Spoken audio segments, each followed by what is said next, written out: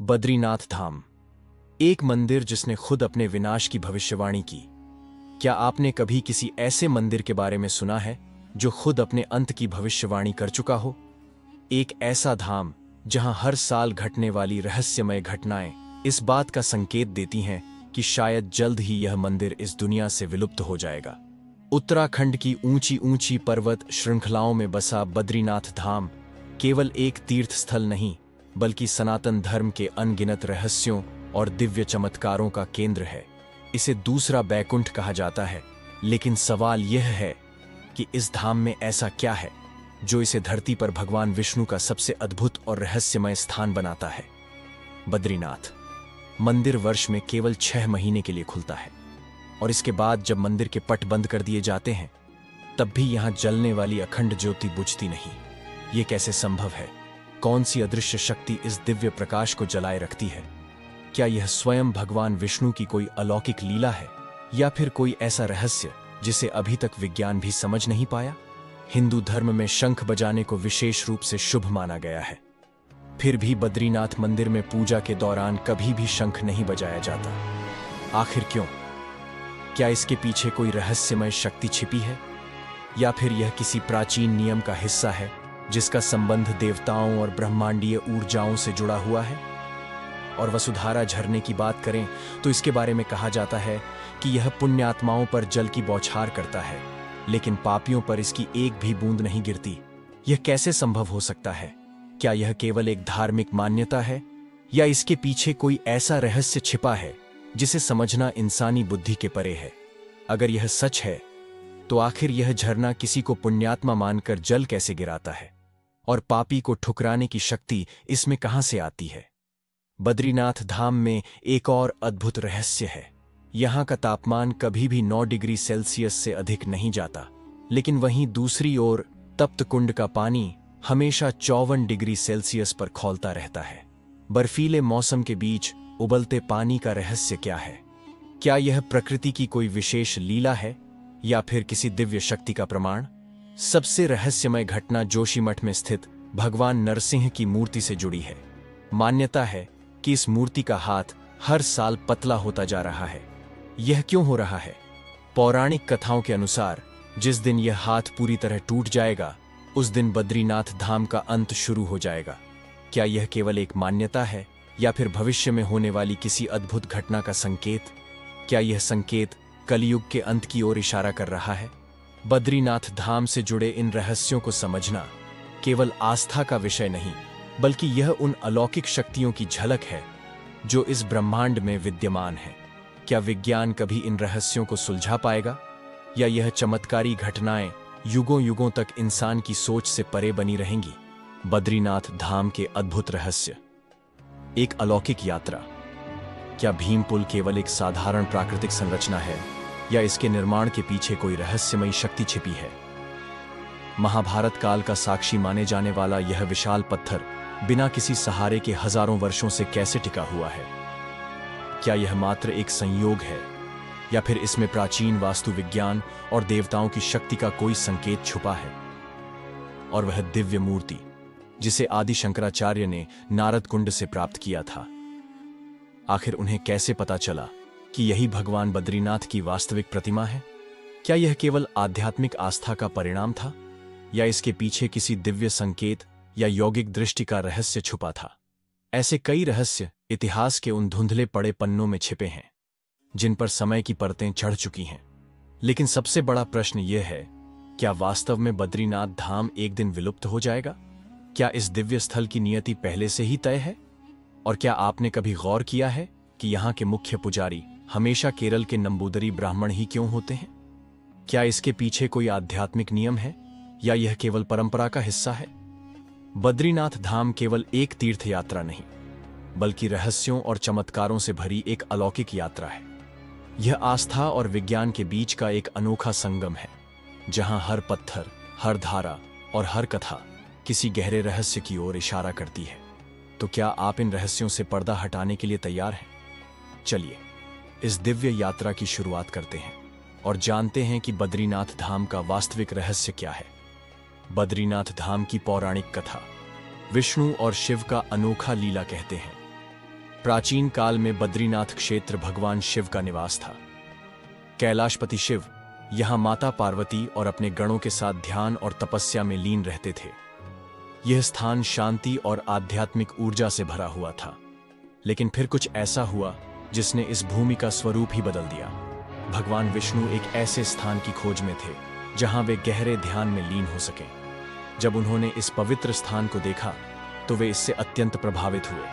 लेकिन समस्या यह थी कि यह स्थान पहले से ही भगवान शिव का निवास था। भगवान विष्णु अपने आराध्य से यह स्थान सीधे सीधे मांग तो नहीं सकते थे, इसलिए उन्होंने एक अद्भुत लीला रची। उन्होंने एक मासूम बालक का रूप धारण किया और जोर जोर से रोने लगे।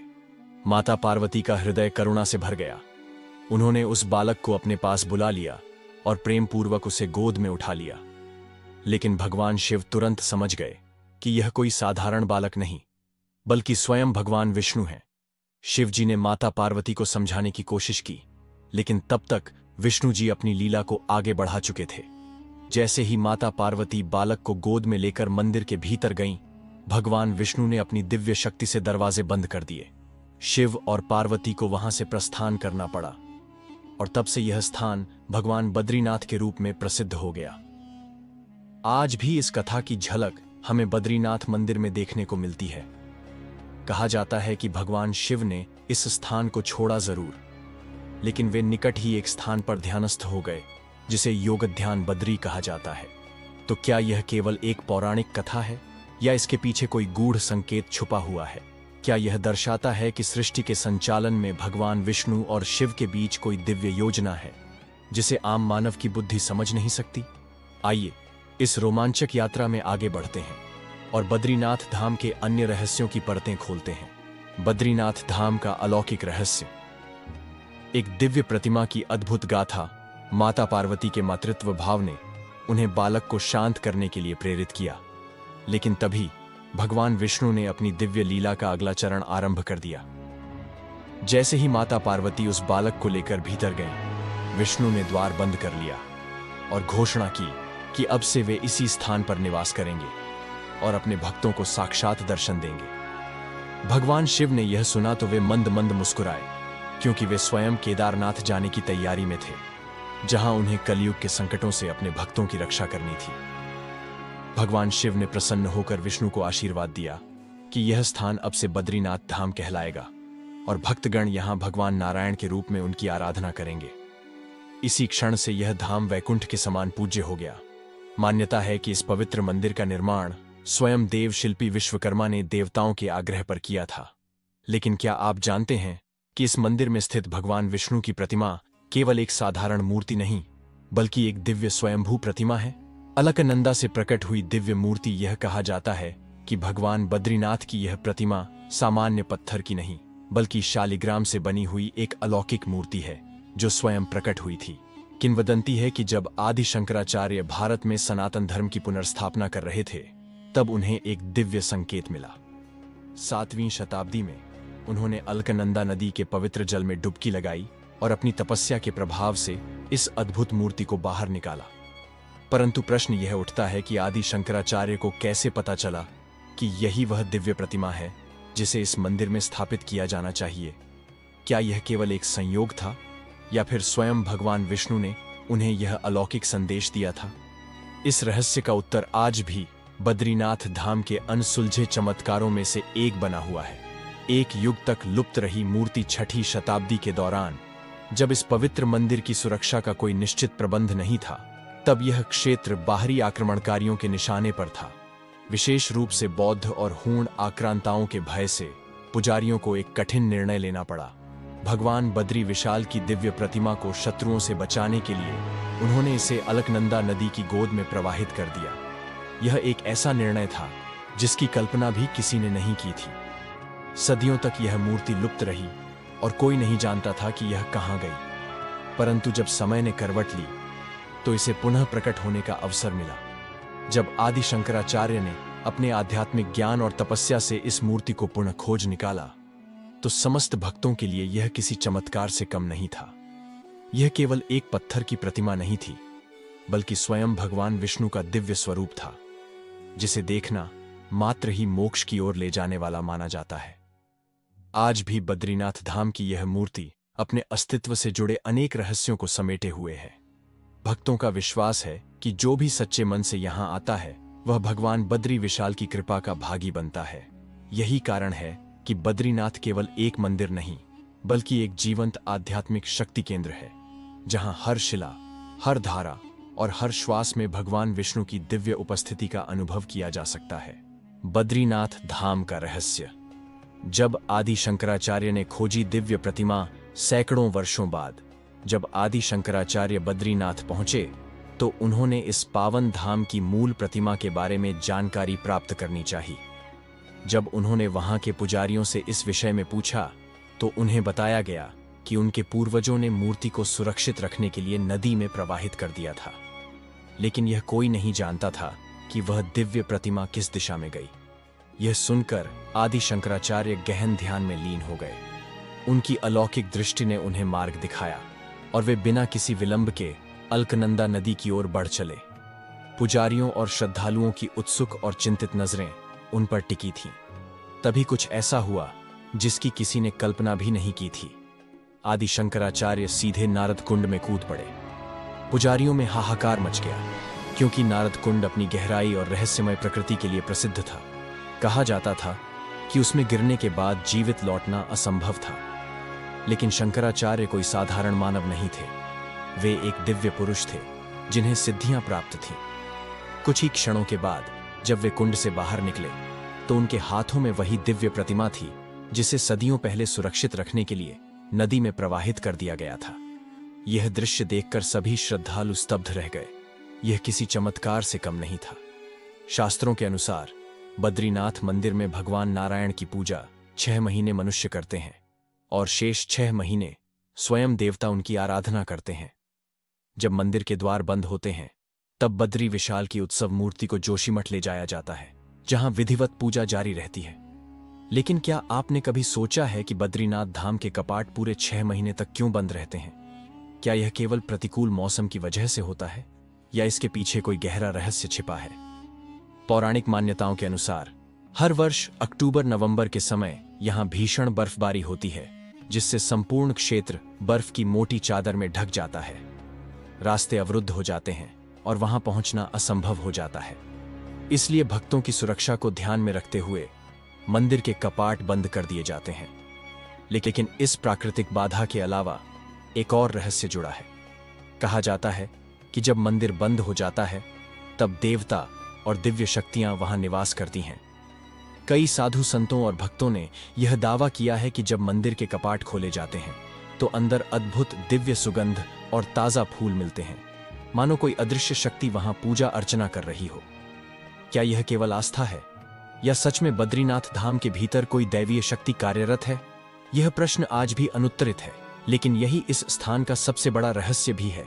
बद्रीनाथ धाम की अखंड ज्योति का रहस्य। बद्रीनाथ धाम, जिसे स्वयं भगवान विष्णु का दिव्य धाम कहा जाता है, अपने अद्भुत चमत्कारों और रहस्यों के कारण अनंत श्रद्धा का केंद्र बना हुआ है। हर वर्ष जब बद्रीनाथ मंदिर के कपाट बंद किए जाते हैं तो यह स्थान 6 महीनों तक निर्जन रहता है। ना कोई पुजारी, ना कोई भक्त और ना ही कोई दीप जलाने वाला। लेकिन सबसे हैरान करने वाली बात यह है कि इस दौरान मंदिर में जलने वाली अखंड ज्योति कभी बुझती नहीं। आखिर यह दिव्य ज्योति जलाए कौन रखता है? क्या यह किसी अदृश्य शक्ति का चमत्कार है या स्वयं भगवान विष्णु की लीला? दिव्य ज्योति का आध्यात्मिक रहस्य। बद्रीनाथ धाम की इस ज्योति का रहस्य न केवल श्रद्धालुओं बल्कि वैज्ञानिकों के लिए भी अनसुलझी पहेली बना हुआ है। यह ज्योति किसी बाहरी साधन जैसे तेल या बाती के बिना निरंतर 6 महीनों तक जलती रहती है। हजारों वर्षों से चली आ रही मान्यता के अनुसार यह दिव्य प्रकाश भगवान विष्णु की उपस्थिति का प्रमाण है। जब मंदिर के कपाट शीतकाल के लिए बंद होते हैं तब भी यह ज्योति निरंतर जलती रहती है, मानो स्वयं भगवान अपने धाम में वास कर रहे हों। लोक कथाओं के अनुसार जब आदि शंकराचार्य ने बद्रीनाथ धाम की पुनः स्थापना की थी तब उन्हें ध्यान साधना के दौरान भगवान विष्णु के साक्षात दर्शन हुए। भगवान ने उन्हें बताया कि जब तक इस धाम में आस्था बनी रहेगी तब तक यह अखंड ज्योति स्वयं उनकी शक्ति से प्रज्वलित रहेगी। कहा जाता है कि जो भी भक्त इस ज्योति के दर्शन करता है उसे मोक्ष की प्राप्ति होती है और उसका जीवन सभी पापों से मुक्त हो जाता है।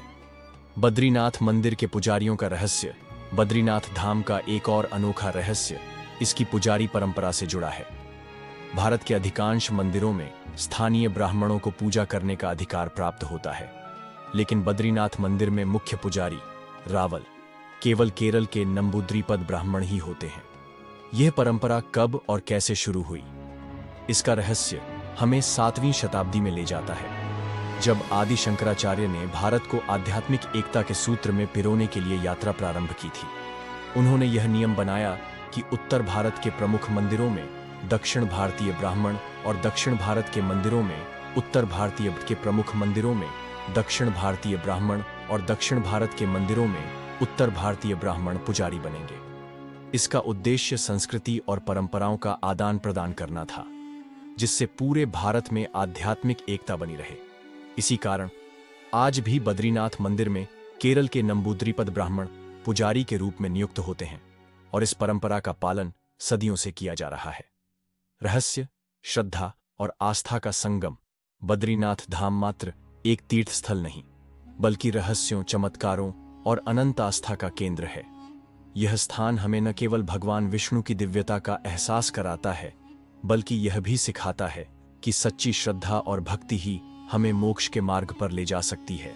जब तक इस धाम में आस्था बनी रहेगी, तब तक यहाँ की अखंड ज्योति भी जलती रहेगी, क्योंकि यह केवल एक दीपक नहीं, बल्कि स्वयं भगवान की उपस्थिति का प्रमाण है। बद्रीनाथ धाम के रहस्यमयी नियम और स्त्री वेश की अनोखी परंपरा। बद्रीनाथ धाम, जहां हर नियम और परंपरा में कोई न कोई गहरा आध्यात्मिक रहस्य छिपा होता है। इस पवित्र स्थल के मुख्य पुजारी को रावल कहा जाता है। लेकिन क्या आप जानते हैं कि रावल बनने से पहले हर ब्राह्मण को नायब रावल के रूप में प्रशिक्षित किया जाता है? यह इसलिए किया जाता है ताकि वे मंदिर की सभी प्राचीन परंपराओं, अनुष्ठानों और गूढ़ रहस्यों को भली भांति समझ सकें। इस पद का चयन बद्रीनाथ मंदिर समिति द्वारा किया जाता है और यह परंपरा सदियों से चली आ रही है। अब बद्रीनाथ मंदिर से जुड़ी एक और अद्भुत मान्यता की बात करें। यहां स्थापित श्री हरि विष्णु की मूर्ति को कोई भी साधारण व्यक्ति स्पर्श नहीं कर सकता। केवल रावल को ही इस मूर्ति को छूने की अनुमति होती है। यह नियम अटूट है और पीढ़ी दर पीढ़ी इसका कड़ाई से पालन किया जाता है। लेकिन इस मंदिर से जुड़ी सबसे रहस्यमयी और चौंकाने वाली परंपरा यह है कि यहाँ के मुख्य पुजारी को वर्ष में 2 बार स्त्री वेश धारण करना पड़ता है। यह सुनने में जितना अजीब लगता है, इसके पीछे की आध्यात्मिक मान्यता उतनी ही गहरी और रहस्यमयी है। स्त्री वेश धारण करने का रहस्य। बद्रीनाथ धाम में भगवान विष्णु अपने नर नारायण स्वरूप में विराजमान हैं। यहाँ उनकी पूजा के साथ देवी जी के विग्रहों की भी आराधना की जाती है। देवी लक्ष्मी का मंदिर मुख्य मंदिर के बाहरी भाग में स्थित है, लेकिन जब विजयदशमी के समय बद्रीनाथ धाम के कपाट बंद किए जाते हैं, तो देवी लक्ष्मी की मूर्ति को विशेष अनुष्ठान के बाद मंदिर के अंदर स्थापित कर दिया जाता है। जब वसंत पंचमी के बाद मंदिर के कपाट पुनः खोलने का शुभ मुहूर्त आता है, तो मुख्य पुजारी को स्वयं माता पार्वती का रूप धारण कर देवी लक्ष्मी को मंदिर से बाहर लाने की परंपरा निभानी होती है। हिंदू शास्त्रों के अनुसार किसी पुरुष को देवी को सीधे स्पर्श करने की अनुमति नहीं होती, इसीलिए रावल देवी लक्ष्मी की सखी के रूप में तैयार होकर इस परंपरा को निभाते हैं। यह सदियों से चली आ रही एक अनूठी परंपरा है, जो बद्रीनाथ धाम की रहस्यमयी मान्यताओं को और भी गहरा कर देती है। बद्रीनाथ के अन्य रहस्य। बद्रीनाथ धाम केवल अपने धार्मिक महत्व के लिए ही नहीं, बल्कि अपनी रहस्यमयी गाथाओं के लिए भी प्रसिद्ध है। इस पवित्र भूमि के हर कोने में कोई न कोई चमत्कार छिपा हुआ है। ऐसा ही एक स्थान है वसुधारा झरना। मान्यता है कि यह झरना केवल उन्हीं लोगों पर अपनी जलधारा गिराता है जिनका हृदय पवित्र और निश्चल होता है। कहा जाता है कि यह वही स्थान है जहां 5 पांडवों में से सहदेव ने अपने प्राण त्यागे थे। इसके अलावा बद्रीनाथ से जुड़ी एक और मान्यता यह भी है कि यहाँ के जल में अलौकिक शक्ति है। माना जाता है कि अलकनंदा नदी के पास स्थित तप्त कुंड का पानी कभी ठंडा नहीं होता, बल्कि हमेशा गर्म रहता है। यह कुंड सीधे भगवान अग्नि से जुड़ा माना जाता है और इसकी गर्माहट भयंकर सर्दियों में भी बनी रहती है। बद्रीनाथ धाम एक ऐसा स्थान है जहां आस्था और रहस्य एक साथ मिलकर अनंत ऊर्जा का संचार करते हैं। यहाँ की हर परंपरा के पीछे एक दिव्य शक्ति है जो इसे और भी अद्भुत बनाती है। वसुधारा झरने का रहस्य, पुण्य आत्माओं की परीक्षा या वैज्ञानिक रहस्य। बद्रीनाथ धाम से लगभग 4 किलोमीटर की दूरी पर स्थित वसुधारा झरना अपनी दिव्यता और रहस्यमय मान्यताओं के कारण श्रद्धालुओं को आकर्षित करता है। यह झरना लगभग 400 फीट की ऊंचाई से गिरता है और इसकी जलधारा अत्यंत शीतल और पवित्र मानी जाती है। किंतु इसके बारे में एक रहस्यमय मान्यता प्रचलित है। इसका जल केवल पुण्य आत्माओं को ही स्पर्श करता है। महाभारत काल से जुड़ी मान्यता के अनुसार जब महाभारत युद्ध समाप्त हुआ तब पांडव स्वर्गारोहिणी यात्रा पर निकले थे। इस कठिन यात्रा के दौरान उन्होंने वसुधारा झरने के पास कुछ समय के लिए विश्राम किया था। यह भी कहा जाता है कि इस स्थान पर सहदेव ने अपने प्राण त्याग दिए थे। झरने के जल को लेकर मान्यता है कि यदि कोई व्यक्ति पवित्र हृदय वाला और निष्कलंक आत्मा है तो यह जल उसके शरीर को स्पर्श करता है, अन्यथा इसकी एक भी बूंद उसके ऊपर नहीं गिरती। क्या यह सिर्फ एक लोक कथा है या इसके पीछे विज्ञान छुपा है? विज्ञान की दृष्टि से देखा जाए तो कुछ लोगों का मानना है कि झरने का जल अत्यधिक ऊंचाई से गिरने के कारण हवा में बहुत बारीक बूंदों में परिवर्तित हो जाता है। ये हल्की बूंदें केवल उन लोगों पर गिरती हैं जो झरने के ठीक सही कोण पर खड़े होते हैं। लेकिन स्थानीय श्रद्धालु इसे एक दिव्य संकेत और आत्मा की परीक्षा मानते हैं। उनके अनुसार यह झरना पुण्य और पाप की पहचान करने वाला एक दैवीय द्वार है, स्वर्ग का प्रवेश द्वार। कुछ मान्यताओं के अनुसार वसुधारा झरना केवल एक साधारण झरना नहीं बल्कि स्वर्ग का प्रवेश द्वार माना जाता है। कहा जाता है जो व्यक्ति इस झरने के जल को महसूस करता है उसका जीवन मोक्ष प्राप्ति की ओर अग्रसर होता है। तो क्या यह स्थान वास्तव में किसी दूसरे आयाम से जुड़ा हुआ है?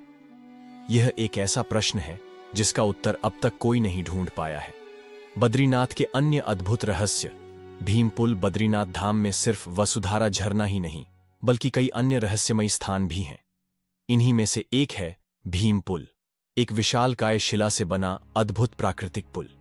महाभारत के अनुसार जब पांडव अपनी स्वर्गारोहण यात्रा के दौरान सरस्वती नदी के किनारे पहुंचे तो उन्होंने देखा कि नदी का प्रवाह अत्यंत तेज था। इस कारण द्रौपदी और अन्य पांडव आगे नहीं बढ़ पा रहे थे। इसी दौरान महाबली भीम ने अपनी विशाल शक्ति से एक विशाल पत्थर उठाया और उसे नदी के ऊपर रख दिया, जिससे यह पुल बन गया। यही भीम पुल आज भी बद्रीनाथ के निकट स्थित है और श्रद्धालुओं के लिए आस्था का केंद्र बना हुआ है। क्या ये रहस्य सच्चे हैं? वसुधारा झरना हो, अखंड ज्योति हो या भीम पुल, बद्रीनाथ धाम का हर कोना एक रहस्यमयी कथा से भरा हुआ है। कुछ लोग इन्हें मात्र लोक कथाएं मानते हैं जबकि कुछ इन्हें दैवीय चमत्कारों का प्रतीक मानते हैं। विज्ञान और आस्था के इस द्वंद्व में सच्चाई क्या है यह तो समय ही बताएगा, लेकिन इतना तो निश्चित है कि ये स्थान केवल दर्शनीय स्थल नहीं बल्कि आध्यात्मिक ऊर्जा के केंद्र हैं, जहां जाने मात्र से ही मन को एक अनोखी शांति का अनुभव होता है। शिव साधना का रहस्य। शिव महापुराण से अनमोल ज्ञान। हर हर महादेव। आप सभी भगवत भक्तों का स्वागत है। शिव कृपा से आप स्वस्थ, सुखी और प्रसन्न हों, यही मेरी कामना है। साथ ही रंगों के महापर्व होली की आप सभी को हार्दिक शुभकामनाएं। माता पार्वती और भगवान महादेव आपके जीवन को आनंद, शांति, समृद्धि और सफलता के रंगों से भर दें। आज का विषय अत्यंत महत्वपूर्ण है, शिव साधना के 3 अनिवार्य साधन। यदि आपने इन रहस्यों को समझ लिया तो अपने जीवन के प्रत्येक लक्ष्य को सहजता से प्राप्त कर सकते हैं। यह ज्ञान शिव महापुराण के विदेश्वर संहिता के 3 और 4 अध्याय में मिलता है, जहां सूतजी मुनियों को एक गूढ़ कथा सुनाते हैं। शिव पद प्राप्ति का रहस्य एक समय की बात है। कुछ महान ऋषि ब्रह्मा जी के समक्ष उपस्थित हुए और जिज्ञासा व्यक्त की, हे भगवान, सर्वोच्च साध्य उच्चतम प्राप्ति क्या है? उसका साधन क्या है और साधक कौन होता है?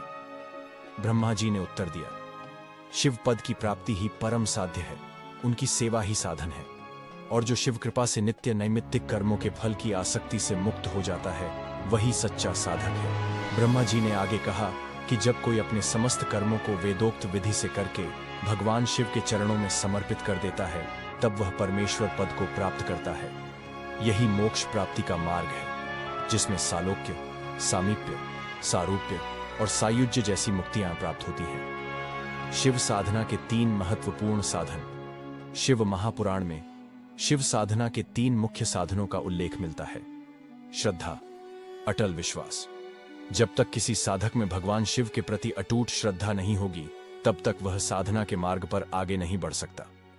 शिव सेवा, निस्वार्थ समर्पण। शिव की आराधना केवल बाहरी क्रियाओं से नहीं, बल्कि आत्मा की गहराइयों से होनी चाहिए। शिव प्रसाद, कृपा की अनुभूति। जब साधक अपनी इच्छाओं और फल की लालसा से मुक्त होकर केवल शिव को समर्पित हो जाता है, तब उसे शिव कृपा प्राप्त होती है। शिव पद प्राप्ति का अंतिम लक्ष्य मुनियों को संबोधित करते हुए ब्रह्मा जी ने यह भी बताया कि सच्ची साधना वही है जो हमें भगवान शिव के चरणों तक पहुंचाए। जो साधक अपने जीवन को शिवमय बना लेता है, वही वास्तव में मोक्ष का अधिकारी होता है। यह कथा हमें यह सिखाती है कि यदि हम अपने जीवन को भक्ति, सेवा और निस्वार्थ समर्पण से भर दें, तो शिव कृपा हमें हर कठिनाई से मुक्त कर सकती है। यही शिव साधना का सार है, जहां साधक और शिव में कोई भेद नहीं रहता। हर हर महादेव। भक्ति और साधना का परम मार्ग सेवा ही साधना है। किसी भी प्रकार से, किसी भी माध्यम से यदि हम ईश्वर की सेवा कर रहे हैं, तो वही हमारा साधन बन जाता है। जब भगवान की कृपा से साधक नित्य कर्मों के बंधन से मुक्त होकर निष्काम भाव से ईश्वर में रम जाता है, तो वही सच्चा भक्त कहलाता है। वेदोक्त कर्मों का पालन कर उनके महान फलों को भगवान शिव के चरणों में अर्पित कर देना ही परमेश्वर की प्राप्ति का मार्ग है। अर्थात अपने समस्त कर्मों का उद्देश्य केवल और केवल प्रभु की प्रसन्नता हो। यही सच्ची भक्ति है। किंतु यह मार्ग वही अपना सकता है जो प्रभु के प्रति पूर्ण समर्पित हो। जो स्वयं को शिव को अर्पित कर देता है, वही अंततः शिव को प्राप्त करता है। यही कारण है कि सनातन शास्त्रों में भक्ति को सर्वोपरि साधन बताया गया है। ब्रह्मा जी स्वयं कहते हैं कि भक्ति के अनुरूप ही साधक को श्रेष्ठतम फल की प्राप्ति होती है। मोक्ष के विभिन्न चरण सालोक्य, सामीप्य, सारूप्य और सायुज्य भी उसी क्रम में प्राप्त होते हैं। भक्ति के विविध साधन ब्रह्मा जी आगे समझाते हैं कि भक्ति के कई साधन हैं, लेकिन उनके सार को महादेव स्वयं प्रकट करते हैं। जो भी कर्म ईश्वर की प्राप्ति के लिए किया जाए, जो भी प्रयास उनकी प्रसन्नता के लिए हो, वही भक्ति का साधन है। इन साधनों का मूल 3 बातों में समाहित है: श्रवण, कीर्तन और मनन। श्रवण, भगवान शिव की लीलाओं, उपदेशों और महिमा को सुनना। कीर्तन, ईश्वर के नाम का गुणगान करना, उनकी कथा का प्रसार करना। मनन, भगवान की महिमा पर गहराई से चिंतन करना और उसमें लीन हो जाना। ब्रह्मा जी कहते हैं कि इन तीनों को महासाधन माना गया है। इन्हीं के द्वारा ईश्वर प्राप्ति संभव है। वेद और श्रुति भी इस तथ्य को प्रमाणित करते हैं कि जो इन साधनों को अपनाता है, वह परम सत्य को प्राप्त करता है। ईश्वर भक्ति का प्रत्यक्ष प्रमाण ब्रह्मा जी मुनियों से कहते हैं। यह श्रुति वचन संपूर्ण साधकों के लिए प्रमाण स्वरूप है। जो व्यक्ति मन, वाणी और कर्म से शिव की भक्ति में संलग्न रहते हैं, वे संसार के सभी बंधनों से मुक्त होकर परम तत्व को प्राप्त करते हैं। यह मार्ग प्रत्यक्ष भी है और परोक्ष भी। जिनकी दृष्टि में भक्ति का प्रकाश है, वे इसे सहज देख सकते हैं, लेकिन जो भक्ति से अंधे हैं, उनके लिए यह अदृश्य बनी रहती है। भक्ति की सर्वोच्च महिमा शिव पुराण और अन्य ग्रंथों में भी कहा गया है कि भक्ति ही सबसे सरल और प्रभावशाली मार्ग है। जैसे एक नन्हा बालक अपनी मां पर पूरी तरह निर्भर रहता है, वैसे ही सच्चा भक्त अपने ईश्वर पर संपूर्ण रूप से समर्पित रहता है। ऐसे ही संत तुकाराम, मीराबाई और नरसिंह मेहता जैसे भक्तों ने केवल भक्ति के बल पर ईश्वर को प्राप्त कर लिया। इसलिए साधक को चाहिए कि वह नित्य श्रवण, कीर्तन और मनन के द्वारा भगवान शिव की भक्ति में लीन रहे। यही वह मार्ग है जो मोक्ष तक ले जाता है, जो ईश्वर तक पहुंचाता है और जो इस जीवन को भी आनंदमय बना देता है। श्रवण, आत्मज्ञान का प्रथम साधन। ब्रह्मा जी एक गूढ़ सत्य का वर्णन करते हैं। मनुष्य जिन वस्तुओं को अपनी आंखों से देख सकता है, वह उन्हीं में प्रवृत्त होता है, लेकिन जिनका प्रत्यक्ष दर्शन नहीं होता, उन्हें वह सुनकर जानने की चेष्टा करता है। श्रवण यानी सुनना जिज्ञासा को जन्म देता है, और यही जिज्ञासा आगे चलकर आत्मज्ञान का मार्ग प्रशस्त करती है। जिस प्रकार बीज धरती में पड़ते ही अंकुरित होने लगता है, वैसे ही जब कोई जिज्ञासु व्यक्ति किसी गूढ़ विषय को सुनता है, तो उसके भीतर भी ज्ञान का अंकुर फूटता है। यह सुनना ही पहला चरण होता है, जो आगे चलकर मनन, चिंतन और साधना की ओर ले जाता है। ब्रह्मा जी कहते हैं, श्रवण ही प्रथम साधन है। जब कोई शिष्य गुरु के मुख से तत्वज्ञान सुनता है तो उसकी बुद्धि जागृत होती है। फिर वह इस ज्ञान का मनन करता है, इस पर विचार करता है और अंततः कीर्तन एवं ध्यान के माध्यम से इसे सिद्ध करता है। यह साधना क्रमशः आगे बढ़ती है, मनन से ध्यान, ध्यान से आत्म साक्षात्कार और फिर धीरे धीरे साधक को सालोक्य, सामीप्य, सारूप्य और अंत में सायुज्य मुक्ति का अनुभव होता है। परंतु यह सब साधक की इच्छाओं पर निर्भर करता है। हर कोई सायुज्य मुक्ति नहीं चाहता। कुछ लोग भगवान शिव के लोक में जाना चाहते हैं, कुछ उन्हें साक्षात देखना चाहते हैं और कुछ उनके स्वरूप में लीन होना चाहते हैं। श्रवण की शक्ति कथा पुराणों में कई उदाहरण मिलते हैं, जहां मात्र श्रवण से जिज्ञासु साधकों ने दिव्य ज्ञान प्राप्त किया। महर्षि नारद स्वयं इस सत्य के साक्षी हैं। उन्होंने बचपन में ऋषियों और संतों की वाणी सुनी और वही श्रवण उनके लिए ब्रह्म ज्ञान का मार्ग बन गया। इसीलिए कहा जाता है, श्रवणम परमम ज्ञानम, सुनना ही सर्वोच्च ज्ञान है। जब मनुष्य किसी विषय को सुनता है तो वह उसके भीतर एक नई चेतना जागृत करता है और जब यह चेतना अपने चरम पर पहुंचती है तब साधक को शिव का साक्षात्कार होता है।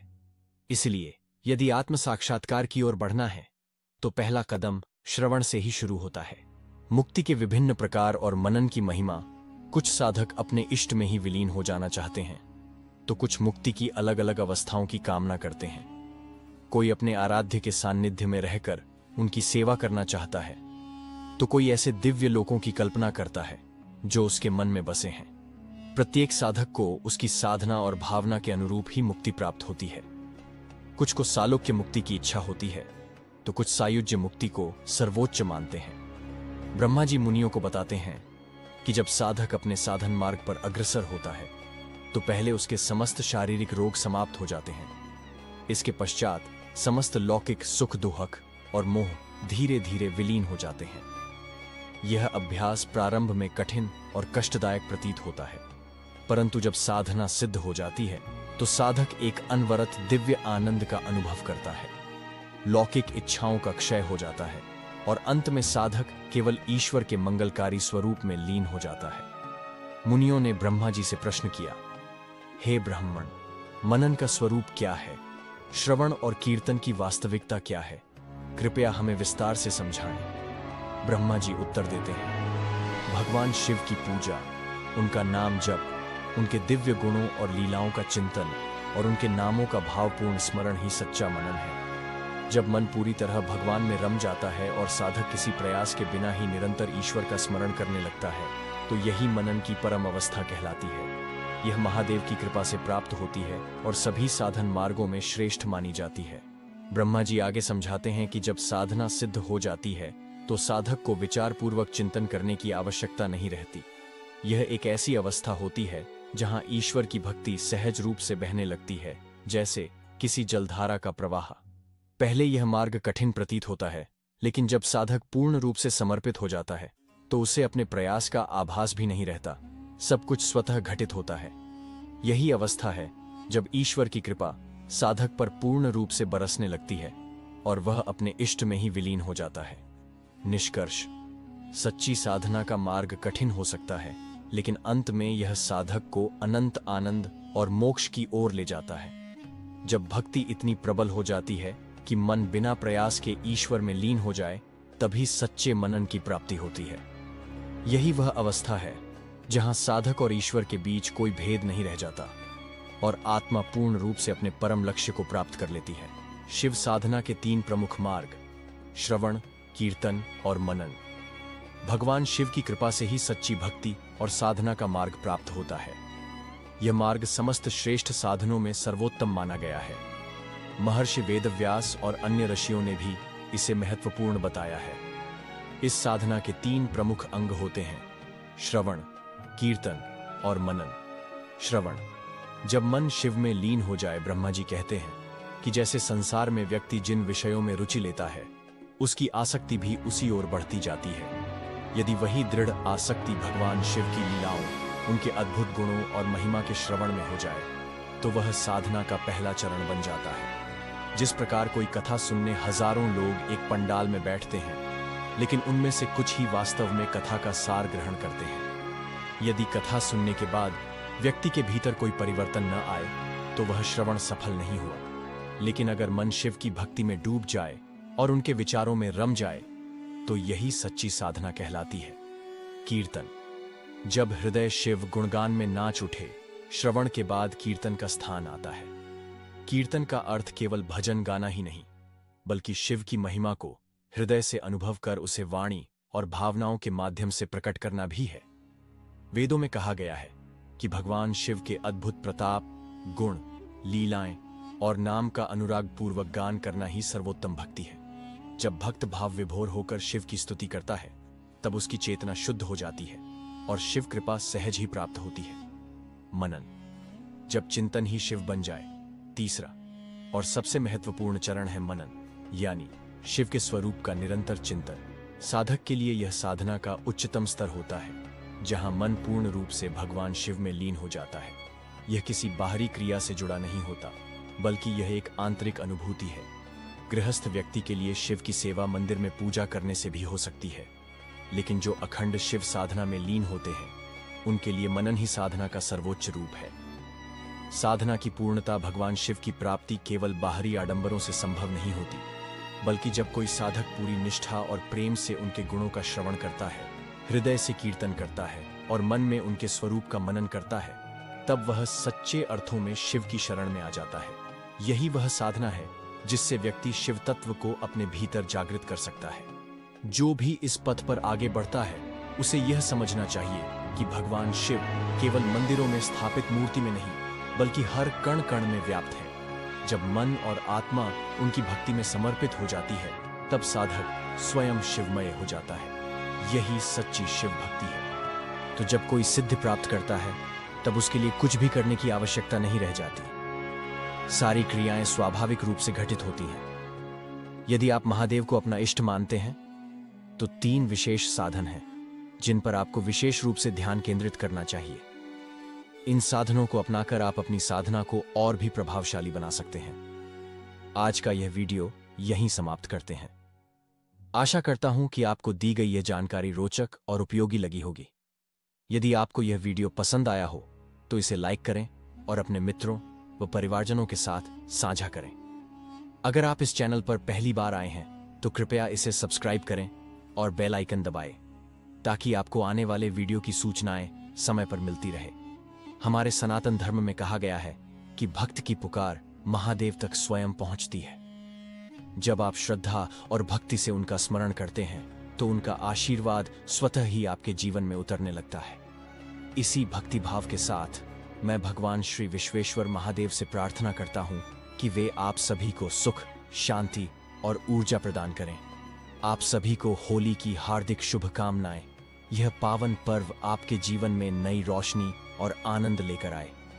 फिर मिलेंगे एक और रहस्यमयी और ज्ञानवर्धक वीडियो के साथ। तब तक के लिए सभी भगवत प्रेमी भक्तों को मेरा स्नेह और आशीर्वाद।